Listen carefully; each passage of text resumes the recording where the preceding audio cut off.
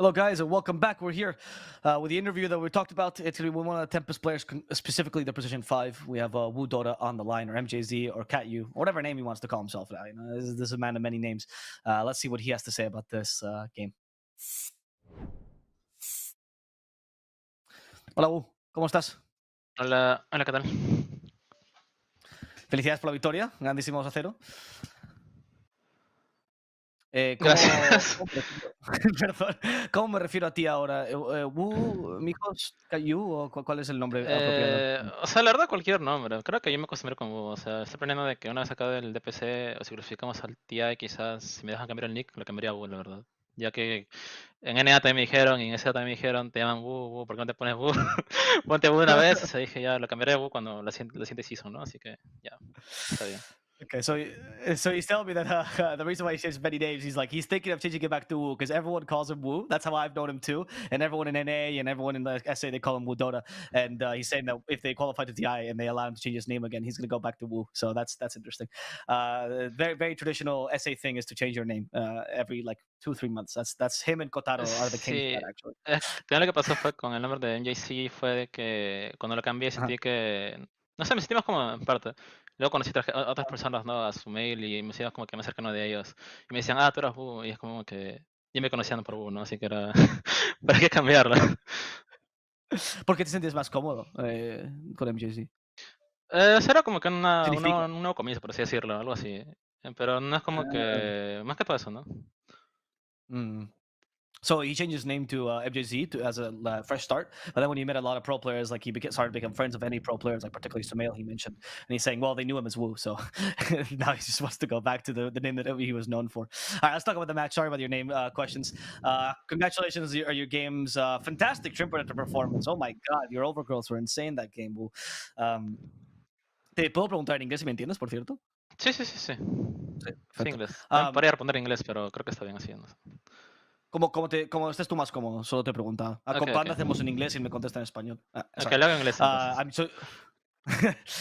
I'm Woo, Tomb Protector, fantastic overgrowths. What was the strength of your draft? Like, what was the logic behind the Tomb Protector pick that you did? Was it a comfort pick for you guys? Do you feel like the hero's strong in the current meta? What was the logic behind it? Is it a BKB counter? I think the hero is actually strong in this meta, because like the BKBs is really annoying, first of all, and then most of the carries don't want to go like BKB Manta Satanic. Satanic is kind of like a dead item kind of thing as well. So it's like Yeah. it's really good dispatch, and also the hero has been getting buffs over and over. He's like slowly buffing the hero till the point where it's gonna be meta. So I saw China thing or some other regions play that 3 Protector too as a 4 and a 5. So and also I really like the hero. I was like waiting for like the patch to come and see if 3 can be like actually good. So I was playing solo pops, solo rank. I was playing the 3 and it was actually winning. I think I only lost one game and win 6 games in a row. So I was like, oh, this hero is good. I want to pick it more. Yeah. Nice.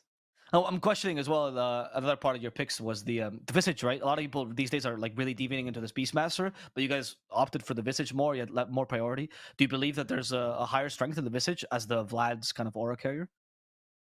I like the Visage plus 3 basically in this kind of thing. I feel like those two heroes gives you armor, a lot of team fight. Like what's Visage doesn't have much team fight, so she has like the team fight ulti that helps him on the fight. You can armor this guy, and he's gonna be so tanky as well.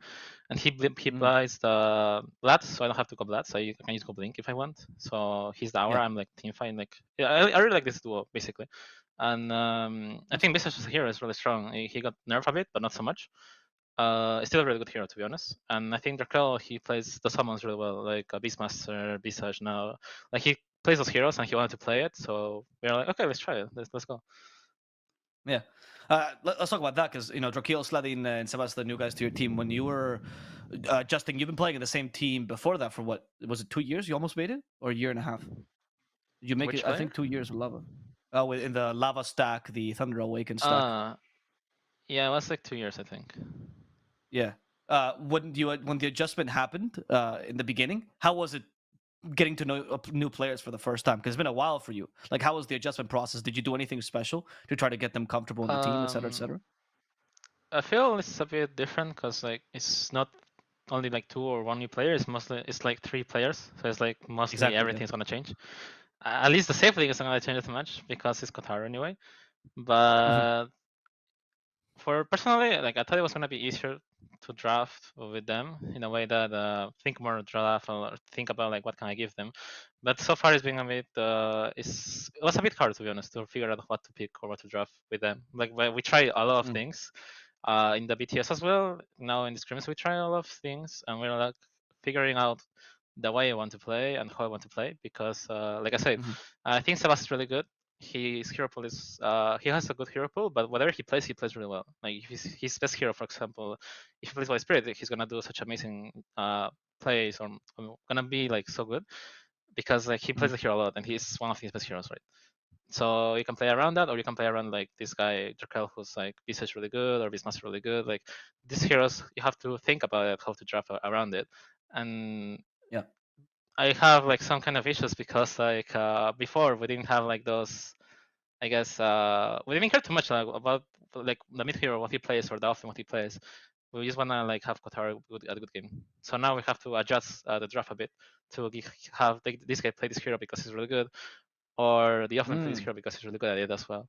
So it's like a bit hard, Interesting. but I think it's gonna work because like I don't think it's a disadvantage. Like I feel like it's more like advantage. I think you can abuse that like powerful heroes on the offlane, the mid lane, and then play around it. It's just like a bit new I feel to me at least. But I think Right. it just takes time. I think.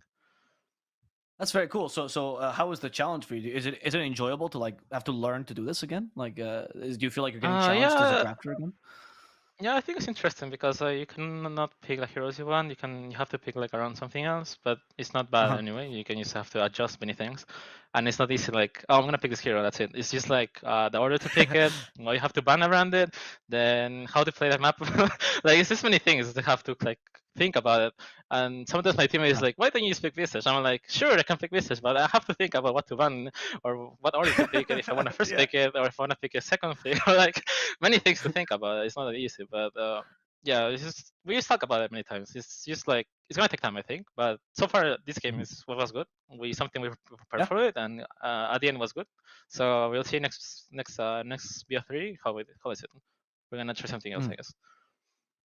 Oh no, as well. In the beginning, when the team was first being formed, how did you approach this idea? Like, did everyone tell you like what heroes they play best, or did you already know and you had scouted them beforehand? How was the beginning of getting this to mesh? Kind of knew what I play the best. It's just like I said, for me, it was hard to put everything together. But it's Okay. easier this time. But we'll see like how it goes. What we think about Mhm. next and then the next series.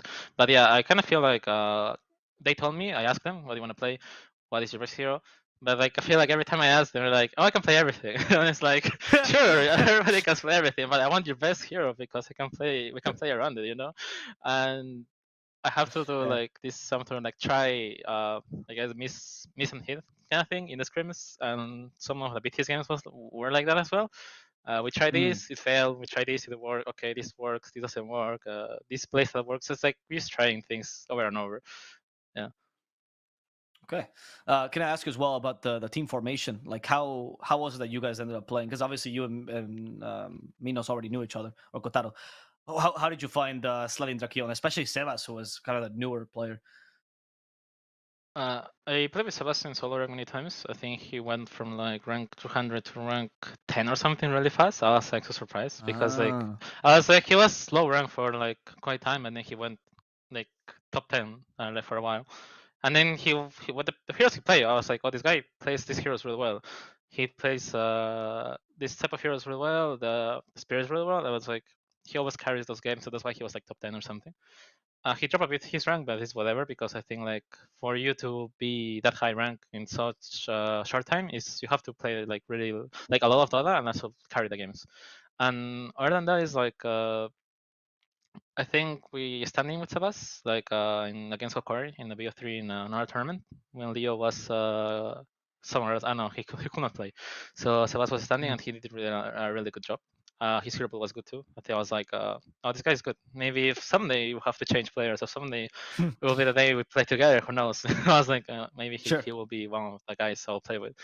Sliding was like more like old guy.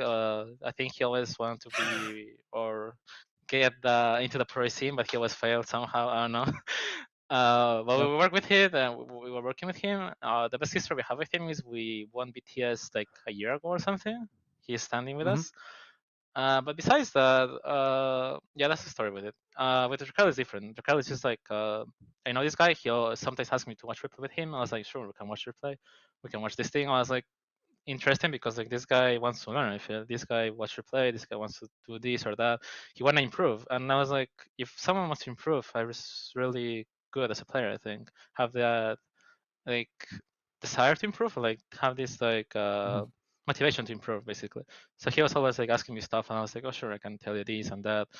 And now I asked him because he was like free. I was like, you wanna play with us? And he was like, okay, let's try. Okay, well, that's a. Thank you for the comprehensive history, Wu. Sorry, Michael Wu. Yeah, um, I Was appreciate that. Then, yeah, exactly. And as we finish the interview, would you like to give any shout outs to? I mean, if I was up to me, I would keep you here forever, but I feel like you have things to do. So, I do you want to give any shout outs to like your fans, your people that are watching you, maybe your organization? um shouts to everyone who keeps following us through this whole process. I guess me and Kotar, since we were in Thunder Predator, and now we are here. We're Mhm. making a new team. We're trying to make new things, and there's obviously people who keep following us even now and believing in us. So that's really nice. And if you Mhm. guys can, just like our website, like Facebook page or something, because we need Yeah. followers and maybe Instagram, whatever. Tempest, What's it the will be name? nice. It's Tempest team or Tempest, I think. Yeah, yeah. Okay. And We'll we find will it and keep I'll write it updates in there. chat. Don't worry. Yeah, yeah, Yeah, yeah. Okay. yeah. All right. Well, thank you so much, Wu. Congratulations on your win, and I wish you luck in the rest of the season. Felicidades una vez más. Cuídate. Adiós. Gracias. Realmente. Chao.